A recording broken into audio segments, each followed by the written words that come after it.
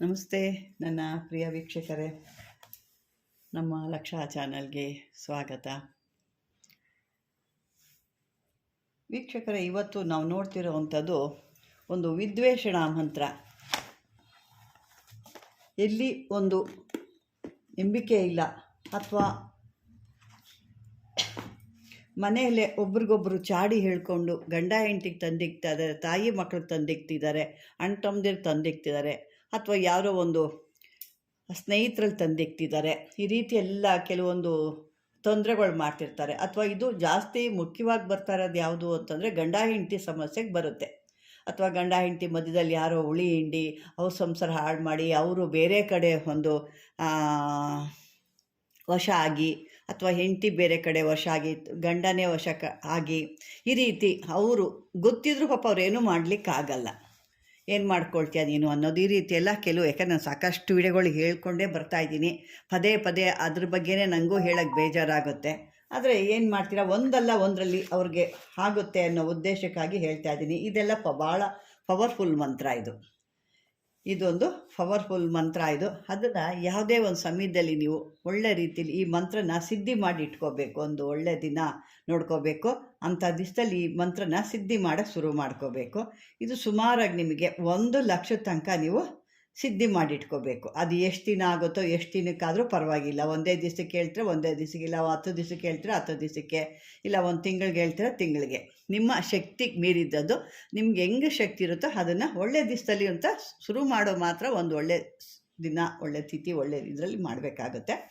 ಈ ಮಂತ್ರನ ನೀವು ಹೇಳ್ಕೊಂಡು ಕೆಲವೊಂದು ಮೂಲಿಕೆಗಳಿರ್ತವೆ ಅಥವಾ ಕೆಲವೊಂದು ವಸ್ತು ಇರ್ತವೆ, ಅದನ್ನು ಹಾಕಿದಾಗ ಎಲ್ಲಿ ಸಂಸಾರಗಳು ನೋಡೋದು ಹಾಳು ಮಾಡ್ತಾ ಇದ್ದಾರೆ, ಅಥವಾ ಇವ್ರ ಸಂಸಾರ ಹಾಳಾಗೋಗ್ತಿದೆ ಅಂತ ಗೊತ್ತಿದ್ದು ಅವರು ಅದನ್ನೇ ಮುಂದುವರಿಸ್ಕೊಂಡು ಹೋಗ್ತಾ ಇದ್ದಾರೆ, ಮನೆಯಲ್ಲಿ ತೊಂದರೆಗಳು ಸಾಕಷ್ಟು ನಡೀತಾ ಇದೆ, ಆ ಒಂದು ಹೆಣ್ಮಗಳಿಗೆ ಅವ್ರಿಗೆ ಒಂದು ಮರ್ಯಾದಿಲ್ಲ, ಮಾತಿನ ಬೆಲೆ ಇಲ್ಲ, ಅಥವಾ ಗಂಡನಿಗೆ ಆ ಮನೇಲಿ ಬೆಲೆ ಇಲ್ಲ, ಹೆಂಡತಿ ಹಾಡಿದ್ದೇ ಆಟ, ಒಂದು ಸ್ವಲ್ಪ ಮಾತಾಡದೆ ಗಲಾಟೆ ಮಾಡೋದು, ಅಳೋದು, ತವ್ರ ಮನೆಗೆ ಹೋಗಿ ಕೂತ್ಕೊಳ್ಳೋದು, ಈ ರೀತಿ ಎಲ್ಲಿ ಮಾಡ್ತಿದ್ದಾರೆ. ಅವ್ರಿಗೆ ಯಾರು ಚಾಡಿ ಹೇಳ್ಕೊಡ್ತಿದ್ದಾರೆ, ಅವ್ರ ತಾಯಿನೋ ಅಕ್ಕನೋ ತಂಗಿರೋ ಈ ರೀತಿ ಇರ್ತಾರೆ. ಇಂಥವ್ರು ಯಾರಾದರೂ ಇರ್ತಾರೆ. ಅಥವಾ ಗಂಡನಿಗೂ ಕೂಡ ಅಷ್ಟೇ, ಅವ್ರ ಅತ್ತೆನೋ ತಂಗಿನೋ ಅಕ್ಕ ತಂಗಿರೋ ಅಥವಾ ಯಾರೋ ಸ್ನೇಹಿತರೋ ಅಥವಾ ಅವನ ಒಂದು ಸ್ನೇಹ ಮಾಡ್ಕೊಂಡಿರೋ ಅಂಥ ಒಂದು ಸ್ತ್ರೀನೋ ಯಾರೋ ಒಂದು ಈ ರೀತಿ ಹೇಳಿ ಸಂಸಾರ ಹಾಳು ಮಾಡಿ ಆ ಮನೆಯನ್ನು ನರಕ ಮಾಡಿಬಿಡ್ತಾರೆ. ಇದನ್ನೆಲ್ಲ ನಾವು ಕೆಲವು ಹೆಣ್ಣುಮಕ್ಳಂತೂ ಇದನ್ನು ಫೇಸ್ ಮಾಡ್ತಾರೆ. ಅವರು ಒಂದು ಸ್ಟ್ರಾಂಗ್ ಆಗಿರ್ತಾರೆ, ಇಲ್ಲ ನನ್ನ ಸಂಸಾರ ನಾನು ಉಳಿಸ್ಕೋಬೇಕು ಅಂತ ಛಲದಿಂದ ಇದನ್ನು ನಡೆಸ್ಕೊಂಡು ಅವ್ರ ಸಂಸಾರನ ಅವರು ರೆಡಿ ಮಾಡ್ಕೊಳ್ತಾರೆ. ಇನ್ನೂ ಕೆಲವರು ಹೆಣ್ಮಕ್ಳು ಏನು ಮಾಡ್ತಾರೆ, ಬಿಟ್ಬಿಟ್ಟು ತವ್ರ ಮನೆಗೂ ಕೂತ್ಕೊಳ್ತಾರೆ. ಇದೇನಾಗುತ್ತೇಳಿ, ಕೊಟ್ಟವನಿಗೆ ಮಲ್ಕೊಂಡಂಗೆ ಆಗುತ್ತೆ. ಅವ್ನಿಗಿನ್ನೂ ಈಸಿ ಆಗೋಯ್ತು. ಬಂದ ತಕ್ಷಣ ಎಲ್ಲೋಗಿದೆ ಇಷ್ಟೋ ತನಕ ಏನು ಅಂತ ಕೇಳೋರು ಇರ್ತಿದ್ರು. ಈಗ ಅವಳು ಹೊರಟೋದ್ಲು ತವ್ರ ಮನೆಗೆ ಅಂದ ಅವನಿನ್ನೂ ಈಸಿಯಾಗಿ ಕೂಡ ಆಗುತ್ತೆ, ಮನೆ ಕೂಡ ಕರ್ಕೊಂಡೋಗಿ ಬರ್ಬೋದು ಅಲ್ವಾ. ಆ ಥರ ಎಲ್ಲ ಆಗುತ್ತೆ. ಆ ರೀತಿಗೆ ಯಾವುದೇ ಹೆಣ್ಣುಮಕ್ಕಳು ತಾಯಿ ಮನೆ ಅಥವಾ ತವ್ರ ಮನೆ ಸೇರೋದ್ರಿಂದ ನಿಮ್ಮ ಯಾವುದೇ ಒಂದು ಪರಿಸ್ಥಿತಿಗಳು ನೆಟ್ಟಿಗಾಗಲ್ಲ. ಅದನ್ನು ಎದುರಿಸಿ ಅದಕ್ಕೆ ಬೇಕಾದಂಥದ್ದನ್ನ ನೀವು ವ್ಯವಸ್ಥೆ ಮಾಡಿಕೊಂಡಾಗ ಮಾತ್ರ ಇಲ್ಲಿ ಆ ಒಂದು ವ್ಯವಸ್ಥೆ ಸರೋಗುತ್ತೆ. ಅದು ಬಿಟ್ಟು ನೀವು ಈ ರೀತಿ ಹೋದಾಗ ಏನಾಗುತ್ತೆ, ಇನ್ನೂ ಅವರು ದಾರಿ ತಪ್ಪಿ ಅಡ್ಡದಾರಿ ಹಿಡಿದು ಇನ್ನೂ ಕುಲಿಗೆಟ್ಟು ಹೋಗ್ತಾರೆ. ನಿಮ್ಮ ಕೈ ಮೀರೋಗುತ್ತೆ. ಆಮೇಲೆ ನೀವೇನು ಮಾಡಿ ಏನು ಇದು ಮಾಡ್ತೀವಿ ಅಂದರೂ ಅವರು ನಿಮಗೆ ಬಗ್ಗಲ್ಲ. ಅಂಥದ್ಗಾಗಿ ಯಾರೇ ಇರ್ಬೋದು, ಇದರೊಳಗೆ ಸ್ತ್ರೀ ಪುರುಷರು ಯಾರೇ ಇರ್ಬೋದು, ಅಂಥವ್ರ ಸಂಸಾರಗಳಲ್ಲಿ ಮಧ್ಯದಲ್ಲಿ ಯಾರೋ ನಾರದೊಂದು ಥರ ತಂದಿಕ್ಕಿ ತಮಾಷೆ ನೋಡ್ತಿದ್ದಾರೆ, ಅವ್ರ ಸಂಸಾರಗಳು ಹಾಳು ಮಾಡ್ತಿದ್ದಾರೆ ಅಂದಾಗ ಅವರಿಬ್ಬರನ್ನ ನೀವು ದೂರ ಮಾಡೋಕ್ಕೆ, ಯಾರು ನಿಮ್ಮ ಬಗ್ಗೆ ಕೆಟ್ಟದಾಗಿ ಹೇಳ್ತಿದ್ದಾರಲ್ವ ಅವ್ರನ್ನ ದೂರ ಮಾಡೋಂಥದ್ದಕ್ಕೆ ಈ ಒಂದು ಮಂತ್ರ. ಈ ಮಂತ್ರನ ನೀವು 1,00,000 ಜಪ ಮಾಡಿ ಸಿದ್ಧಿ ಮಾಡಿ ಇಟ್ಕೋಬೇಕು. ತದನಂತರ ಏನು ಮಾಡಬೇಕು, ಇದಕ್ಕೆ ಒಂದು ಬೆಕ್ಕಿನ ಉಗುರು ಬೇಕು. ಬೆಕ್ಕಿನ ಉಗುರು ಬೇಕು. ಅದೇ ರೀತಿ ಈ ನಾಯಿದು ಒಂದು ಕೂದಲು ಬೇಕು. ನಾಯಿ ಕೂದಲು ಬರುತ್ತೆ, ಅದು ಯಾವುದೇ ನಾಯಿ ಆಗಿರ್ಬೋದು, ಬೆಕ್ಕಂದು ಇಲ್ಲ ಸಾಮಾನ್ಯ ಬೆಕ್ಕು ನಾಯಿ ಎಲ್ಲ ಕಡೆ ಸಿಗ್ತವೆ. ಕೂದಲು ಎರಡನ್ನೂ ತೊಗೋಬೇಕು. ಎರಡನ್ನೂ ತೊಗೊಂಡು ಎರಡೂ ಮಿಕ್ಸ್ ಮಾಡಿಕೊಂಡು ಈ ಮಂತ್ರನ ನೀವು ಉಚ್ಚಾರಣೆ ಮಾಡ್ತಾ ಇರಬೇಕು. ಉಚ್ಚಾರಣೆ ಮಾಡಿ ಅವರು ಎಲ್ಲಿ ಇರ್ತಾರೋ, ಎಲ್ಲಿ ನಿಂತಿರ್ತಾರೋ, ಎಲ್ಲಿ ಓಡಾಡ್ತಿರ್ತಾರೋ ಅಥವಾ ಎಲ್ಲಿ ವಾಸ ಇರ್ತಾರೋ ಅಲ್ಲಿ ಹಾಕಿದಾಗ ಅವರಿಬ್ಬರ ಮಧ್ಯೆ ವಿದ್ವೇಷಣೆ ಉಂಟಾಗುತ್ತೆ. ಅಂದರೆ ಇಬ್ಬರಲ್ಲಿ ದೂರ ದೂರ ಆಗೋ ಅಂತ ಒಂದು ವಿದ್ವೇಷಣೆ ಅನ್ನೋದು ಶುರುವಾಗುತ್ತೆ ಅಲ್ಲಿ. ಅಂದರೆ ಮಾಡೋ ರೀತಿ ಸರಿಯಾಗಿ ಮಾಡಬೇಕು. ಅಯ್ಯೋ 1,00,000 ಜಪ ಮಾಡಬೇಕಾ, ಅಯ್ಯೋ ಏನಪ್ಪ ಅನ್ನೋದು ಆದರೂ ಆಗಲ್ಲ. ಇಲ್ಲಿ ಕಷ್ಟಪಟ್ಟರೆ ಮಾತ್ರ ನಿಮ್ಮ ಜೀವನನ ನೀವು ಸರಿ ಮಾಡ್ಕೋಬೋದು. ಯಾಕೆ ಅಂದರೆ ಸಾಕಷ್ಟು ನನಗೆ ಬರ್ತಿರೋ ಅಂಥದ್ದೇ ಈ ಥರ ಹೆಣ್ಮಕ್ಳು ಪಾಪ ಅವರು ಅಕಸ್ಮಾತ್ ಕೆಲವೊಂದು ಕಡೆಯವ್ರಿಗಂತೂ ಪಾಪ ತವ್ರ ಮನೆಯಿಂದನೂ ಸಹಾಯ ಇರೋದಿಲ್ಲ, ಈ ಕಡೆ ಗಂಡನ ಮನೆಯಿಂದನೂ ಸಹಾಯ ಇರಲ್ಲ. ಅವ್ರು ಒಂದೊಂದು ಮಾತು ಕೇಳ್ತಾ ಇದ್ರೆ ಈಗಿನ ಕಾಲದಲ್ಲೂ ಇನ್ನೂ ಈ ರೀತಿ ಇದ್ದಾರಾ? ತಾಯಿ ಮನೆಗೆ ಹೋಗ್ಬೇಡ ಅನ್ನೋದು, ಫೋನ್ ಮಾಡಿದ್ರೆ ಅದ್ರಲ್ಲಿ ರೆಕಾರ್ಡಿಂಗ್ ಮಾಡ್ಕೊಂಡು ನಮ್ಮ ಮುಂದೆನೇ ಮಾತಾಡು ಅನ್ನೋದು, ತಾಯಿ ಮಕ್ಕಳನ್ನ ದೂರ ಮಾಡೋ ಅಂಥದ್ದು, ನಿನ್ನ ತಾಯಿಗೆ ನೀನೇ ಬೈಯಿ ಅಂತ ಹೇಳೋದು, ನನ್ನ ಮನೆಗೆ ಬರಬೇಡ ಅಂತ ಹೇಳು ಅನ್ನೋದು, ಅದು ಎಷ್ಟು ನೋವು ಕೊಡುತ್ತೆ, ಎಷ್ಟು ಅವ್ರಿಗೆ ತೊಂದರೆ ಆಗುತ್ತೆ ಅನ್ನೋದು ಅವ್ರಿಗೆ ಅರ್ಥ ಆಗಲ್ಲ. ಹೆಣ್ಮಕ್ಳಿರೋರಿಗೆ ಯಾರು ಈ ರೀತಿ ಮಾಡಲ್ಲ. ಅವ್ರ ಹೆಣ್ಮಕ್ಳು ಹೆಂಗಿರುತ್ತೆ ಇವ್ರಿಗೂ ಅದೇ ರೀತಿ ಇರುತ್ತೆ.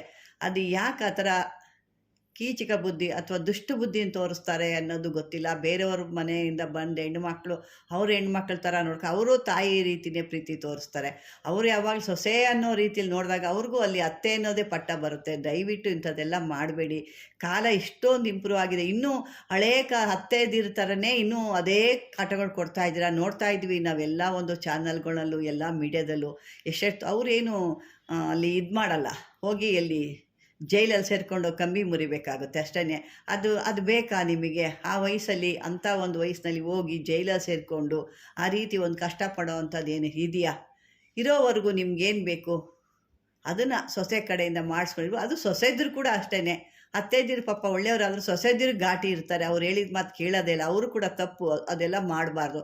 ನಿನ್ನ ತಾಯಿಗೆ ಹೆಂಗೆ ನೀನು ನೋವು ಕೊಡ್ತು ಅದೇ ಥರ ನಿನಗೆ ಮನೆಗೆ ಬಂದಿರೋ ಅತ್ತಿಗೆ ನೋಡು ಕೂಡ ನಿನ್ನ ತಾಯಿಗೆ ತೊಂದರೆ ಕೊಡ್ತಾಳೆ. ಏನೇ ಇದ್ದರೂ ಅವ್ರವ್ರ ಮನೆಗೆ ಅವರು ಆ ಅತ್ತೆನ ಅವ್ರ ತಾಯಿ ಅಂತ ತಿಳ್ಕೊಂಡು ಮಾಡಿದಾಗ ಅಥವಾ ಸೊಸೆನ ಮಗಳು ಅಂತ ತಿಳ್ಕೊಂಡು ಮಾಡಿದಾಗ ಯಾವುದೇ ಬರಲ್ಲ. ಅಂಥ ಅತ್ತೆದಿರೋ ನಾದಿನಿದಿರೋ ಮೈದಿಂದಿರೋ ಅಥವಾ ಈ ರೀತಿ ಯಾರು ಇರ್ತಾರೋ ಅಂಥವ್ರಿಗೆ ಈ ಮಂತ್ರನ ಸಿದ್ಧಿ ಮಾಡಿಕೊಂಡು ಈ ಏನು ಹೇಳಿದ್ನಲ್ಲ ಈ ಒಂದು ವಸ್ತುಗಳನ್ನ ಅವರು ಎಲ್ಲಿ ಇರ್ತಾರೋ ಅಲ್ಲಿ ಆ ಜಾಗದಲ್ಲಿ ಅದ್ರ ಮಧ್ಯೆ ಹಾಕಿದಾಗ ಅವ್ರಿಗೆ ಒಂದು ವಿದ್ವೇಷಣ ಉಂಟಾಗುತ್ತೆ. ಈ ನಡುವೆ ಅಂತೂ ವಿಪರೀತ ಆಗೋಗ್ಬಿಟ್ಟಿದೆ. ದಿನ ಅದೇ ಗಲಾಟೆ, ಅದೇ ಜಗಳ, ಅದೇ ರಾಮಾಯಣ. ನಮಗೂ ನೋಡಿ ಏನು ಈ ಲೆವೆಲ್ಗೆ ಹೋಯ್ತಾ ಹೆಣ್ಣುಮಕ್ಳು ಇಷ್ಟು ಒಂದು ಇದು ಬೇಕು, ಅವ್ರು ಹೆಣ್ಣುಮಕ್ಳು ಸ್ವತಂತ್ರ ಬೇಕು ಅಂತ ಗೌರ್ಮೆಂಟ್ ಒಂದು ಮಾಡ್ತು ಅಂದರೆ ಇಷ್ಟು ಸ್ವತಂತ್ರ ಇದೆಯಾ ಇವರಿಗೆ? 100ಕ್ಕೆ 100 ಸ್ವತಂತ್ರ ಇವರೇ ತಗೊಳ್ತಾ ಇದ್ದಾರಾ? ಈ ರೀತಿ ಒಂದು ಮಾಡ್ತಾ ಇದ್ದಾರಾ? ಅಂದರೆ ಆಗ ಮಾಡಿದ್ದೇ ಸರಿ ಇತ್ತು ಅನ್ನೋ ಮನ್ಸಿಗೆ ಬಂದುಬಿಟ್ಟಿದೆ ನಮಗೂ ಕೂಡ. ದಯವಿಟ್ಟು ಆ ರೀತಿಯೆಲ್ಲ ಮಾಡ್ಕೋಬೇಡಿ. ಪರಿವರ್ತನೆ ಅನ್ನೋದು ಒಂದು ಮನುಷ್ಯನಿಗೆ ಬೇಕಾಗುತ್ತೆ. ಕರ್ಮ ಅನ್ನೋದು ಕಟ್ಟಿಟ್ಟು ಬುತ್ತಿ ಯಾವತ್ತೂ ಎಲ್ಲಿ ಹೋಗಲ್ಲ, ನಮ್ಮ ಬೆನ್ನಿಂದನೇ ಇರುತ್ತೆ. ದಯವಿಟ್ಟು ಇಂಥದ್ದು ಮಾಡಬೇಡಿ. ಯಾಕೆ ನನಗೂ ಯಾರಿಗೂ ಏನು ಅನ್ನಕ್ಕೆ ನನಗೇನು ಇದಿಲ್ಲ, ಆದರೆ ಕೆಲವರು ಹೇಳಿದಾಗ ಅಷ್ಟು ಮನಸ್ಸು ನೋವಾಗುತ್ತೆ.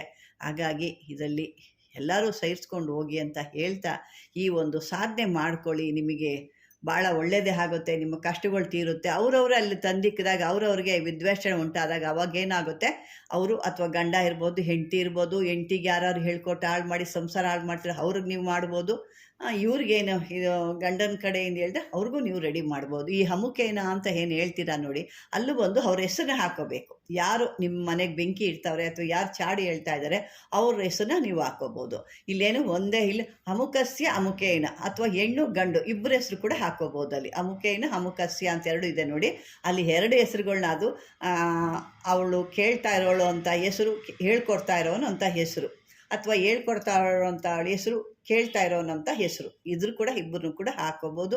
ಯಾರು ಇದ್ದಾರೆ ಏನು ಅಂದ್ಕೊಂಡು ಅವ್ರ ಹೆಸರನ್ನ ಹಾಕ್ಕೊಂಡು ಇದನ್ನು ಆ ಒಂದು ಮಂತ್ರನ ಹೇಳ್ಕೋಬೇಕಾಗುತ್ತೆ. ಬೇಕಾದ್ರೆ ನಾನು ಒಂದು ಬಾರಿ ಹೇಳ್ತೀನಿ ಇದನ್ನೇ ಈ ತೋರಿಸಿ ಕೂಡ ನಿಮ್ಗೆ ಹೇಳೋರು ಕೂಡ ಯಾರೂ ಇಲ್ಲ, ನಾನು ಇಷ್ಟು ರೀತಿಯಾಗಿ ಹೇಳ್ಕೊಡ್ತಾ ಇದ್ದೀನಿ. ಓಂ ನಮೋ ನಾರದಾಯ ಅಮುಕಸ್ಯ ಅಮುಕೇನ ಸಹ ವಿದ್ವೇಷಣಂ ಕುರು ಸ್ವಾಹ. ಇದಿಷ್ಟ ಈ ಮಂತ್ರ. ಓಂ ನಮೋ ನಾರದಾಯ ಅಮುಕಸ್ಯ ಅಮುಕೇನ ಸಹ ವಿದ್ವೇಷಣಂ ಕುರು ಸ್ವಾಹ. ನೋಡಿ ಇದಿಷ್ಟೇ ಬರುತ್ತೆ. ಇದಿಷ್ಟರಿಂದ ಎಷ್ಟು ಕೆಲಸ ಆಗುತ್ತೆ ಅನ್ನೋದು ನಿಮಗೆ ಅದರ ಅನುಭವಕ್ಕೆ ಬಂದಮೇಲೆ ಗೊತ್ತಾಗುತ್ತೆ. ದಯವಿಟ್ಟು ಇದನ್ನು ಮಾಡ್ತಾಯಿರಿ. ಈ ಮಂತ್ರನ ಮೊದಲು ಸಿದ್ಧಿ ಮಾಡ್ತಾ ತದನಂತರ ಇದನ್ನು ಮಾಡಿ ಅಂತ ಹೇಳ್ತಾ, ವೀಕ್ಷಕರೇ ಇದನ್ನು ದಯವಿಟ್ಟು ಒಂದು ಉಪಯೋಗಕ್ಕೆ ಮಾಡ್ಕೊಳ್ಳಿ. ಲಕ್ಷಾಂತರ ರೂಪಾಯಿ ಕೊಟ್ಟು ಮಾಡಿಸ್ಕೊಂಡು ಅಲ್ಲಿ ಕೆಲಸ ಆಗಿಲ್ಲ ಅಂದರೆ ತಿರ್ಗಿ ನೀವು ಅವ್ರನ್ನ ಒಂದು ಕೇಳೋಂಗಿಲ್ಲ, ಜೋರು ಮಾಡಿ ಕೇಳಿದಾಗ ಅವರು ನಿಮಗೆ ತಿರ್ಗಿ ರಿಪೀಟ್ ಏನೋ ಮಾಡಿ ಇವೆಲ್ಲ ತೊಂದರೆಗಳು ಅನುಭವಿಸೋಕ್ಕಿಂತ ನಿಮಗೆ ನೀವೇ ಮಾಡ್ಕೊಳ್ಳಿ ಅನ್ನೋದು ನಾನಿಲ್ಲಿ ಹೇಳ್ತಾ ಇದ್ದೀನಿ. ಖಂಡಿತ ಈ ಒಂದು ವಿಡಿಯೋ ನಿಮಗೆ ಉಪಯೋಗಕ್ಕೆ ಬಂದಿದೆ ಅಂದ್ಕೊಂಡಿದ್ದೀನಿ. ಉಪಯೋಗ ಬಂದರೆ ಖಂಡಿತ ಲೈಕ್ ಮಾಡಿ, ಶೇರ್ ಮಾಡಿ, ಆದಷ್ಟು ನಿಮ್ಮಂಥ ಇರೋ ಅಕ್ಕ ತಂಗಿರು ಅಣ್ಣ ತಮ್ಮದಿರಿಗೆ ಶೇರ್ ಮಾಡಿ, ಅವರು ಕೂಡ ಮಾಡ್ಕೊಳ್ಳಿ ಅಂತ ಹೇಳ್ತಾ, ಈ ಒಂದು ಇದ್ರ ಬಗ್ಗೆ ಏನಾದರೂ ಇದ್ದರೆ ಕಾಮೆಂಟ್ ಬಾಕ್ಸಲ್ಲಿ ಹಾಕಿ. ದಯವಿಟ್ಟು ಫೋನ್ ಕಾಲ್ ಮಾಡಬೇಡಿ. ಇಂಥದ್ದು ಏನೋ ಪ್ರಶ್ನೆ ಕೇಳಬೇಕು ಅನ್ನೋದಿದ್ರೆ ನೀವು ಕಾಮೆಂಟ್ ಬಾಕ್ಸಲ್ಲಿ ಹಾಕಿ. ಆದಷ್ಟು ಯಾರು ಇದುವರೆಗೂ ನೀವು ಶೇರ್ ಸಬ್ಸ್ಕ್ರೈಬರ್ ಆಗಿಲ್ವೋ ಆ ಸಬ್ಸ್ಕ್ರೈಬರ್ ಮಾಡ್ಕೊಳ್ಳಿ ಅಂತ ಹೇಳ್ತಾ ಧನ್ಯವಾದಗಳು ವೀಕ್ಷಕ.